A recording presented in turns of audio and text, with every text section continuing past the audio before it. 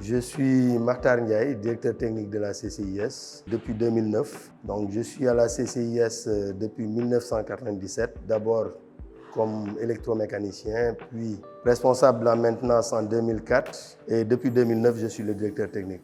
La CCIS est une société de fabrication de tubes en PVC, en polyéthylène et en PPR.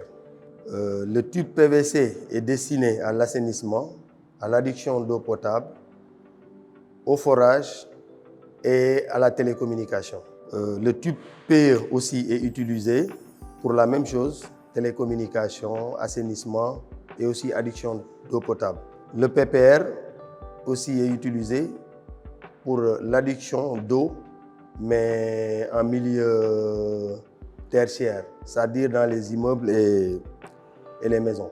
Donc la CCIS a démarré en 1972 avec une petite ligne Bosano qui faisait à peine 60 kHz et un diamètre maximal de 100.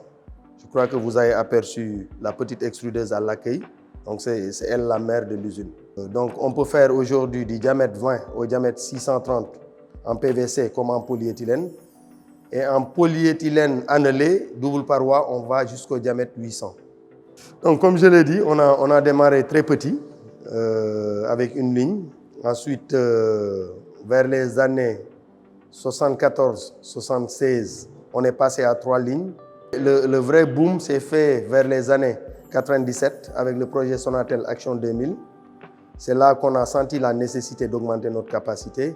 Donc en PE et en PVC, on peut faire jusqu'au diamètre 630, en PPR jusqu'au diamètre 160. On fait du tube forage.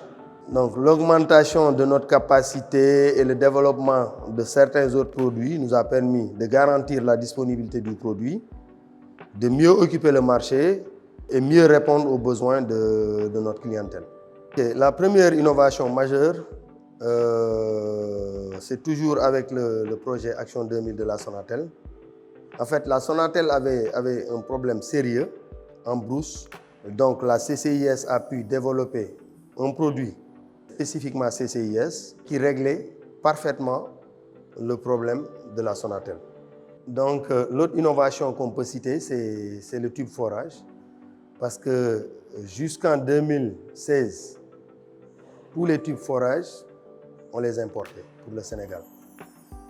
Mais à partir des années 2016-2017, avec le PUDC et le nombre de forages qui devaient se faire au Sénégal, nous avons senti la nécessité de s'équiper pour le tube forage. L'autre innovation majeure, c'est le tube polyéthylène en assainissement. Donc c'est le tube annelé double paroi. On peut faire jusqu'au diamètre 800. C'est un tuyau qui est aussi résistant que le PVC en assainissement, mais qui est plus léger, plus flexible, qu'on peut poser dans les zones où les sols bougent beaucoup sans risque de cassure, en bordure de mer sans risque de cassure. Et en termes de coût, il est moins cher que le PVC.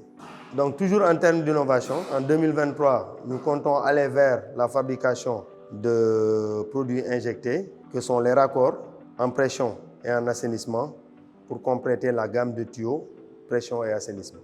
Donc, comme vous le savez, on est dans un marché un peu dynamique et la CCIS fait ce qu'on appelle une veille permanente, ce qui nous permet toujours d'anticiper sur certains produits. C'est ça qui nous a permis, par exemple, de pouvoir anticiper sur le forage, l'annelé. Aujourd'hui, le PPR, qui est un parfait substitut du PEX alu, qu'on utilise dans le bâtiment, qui est un produit très léger, très compétitif en termes de coût et qui a plus de longévité, donc moins de risques de fuite dans les bâtiments.